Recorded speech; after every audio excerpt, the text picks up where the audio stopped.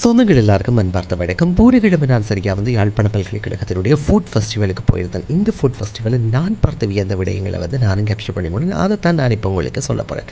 அது வேறு எதுவும் இல்லை, ஆபரணங்கள் சொல்லக்கூடிய தங்கத்தில் பார்த்துருப்போம், வேறு பொருட்கள் எல்லாம் ஆபரணங்கள் கட்டிருப்போம். இந்த ஃபுட் ஃபெஸ்டிவலில் ஒரு அம்மா களிமண்ணால் செஞ்ச ஆபரணங்களை காட்சிப்படுத்தியிருந்தாங்க. அது மட்டும் கிடையாது, களிமண்ணில் பல்வேறுபட்ட திருவுருவங்களை எல்லாம் செஞ்சு கொண்டு வந்திருந்தாங்க.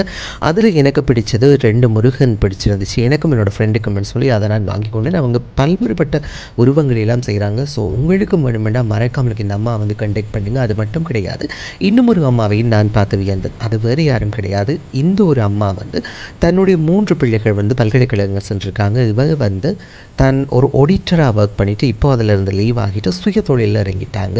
அது மிக்சர் மற்றும் பல்வேறுபட்ட உணவுப் பொருட்கள் தயாரிக்கிறதுல இவங்க இப்போ தன்னுடைய சுய தொழிலை முன்னேறி கொண்டிருக்கிறதாகவும் சொல்லியிருந்தாங்க. அது மட்டும் கிடையாது, இன்னும் பல்வேறுபட்ட ஸ்டோர்ஸ் நிறையவே இருந்துச்சு. அதில் சொல்ல வேண்டும் என்று சொன்னால் கடலில் இருந்து பெறக்கூடிய சங்கில் செய்யக்கூடிய ஆபரணங்கள், அதோடு சங்கில் செய்யக்கூடிய பல்வேறுபட்ட கைவினைப் பொருட்களை அங்கே காட்சிப்படுத்தியிருந்தாங்க. அதே போல் ஆயுர்வேத ப்ராடக்டில் செய்யக்கூடிய ஹாஸ்மெட்டிக் ப்ராடக்ட்ஸ் அங்கே காட்சிப்படுத்தியிருந்தாங்க. அதே போல் உணவுப் பொருட்களாக இருக்கட்டும், திராட்சை பழம் அப்படின்னு சொல்லி எக்கச்சக்கமான பொருட்கள். அதுலேயும் இன்னும் ஒரு ஸ்பெஷலான விடயம், மூலிகையில் செய்யப்பட்ட உடுப்பு கழுவக்கூடிய திரவம், அதே போல் வீடு கழுவுற திரவம்னு சொல்லி எக்கச்சக்கமான பொருட்களை அங்கே காட்சிப்படுத்தியிருந்தாங்க.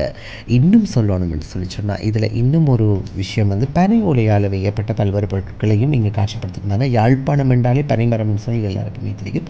அது மட்டும் கிடையாது, எக்கச்சக்கமான ஸ்டால்ஸ் இருந்துச்சு. நானும் அப்படியே சுற்றி பார்த்துட்டு எனக்கு பிடிச்சதை எல்லாம் வாங்கி கொண்டு நானும் இந்த ஒரு நாளை என்ஜாய்மெண்ட்டாக முடிச்சிட்டேன்.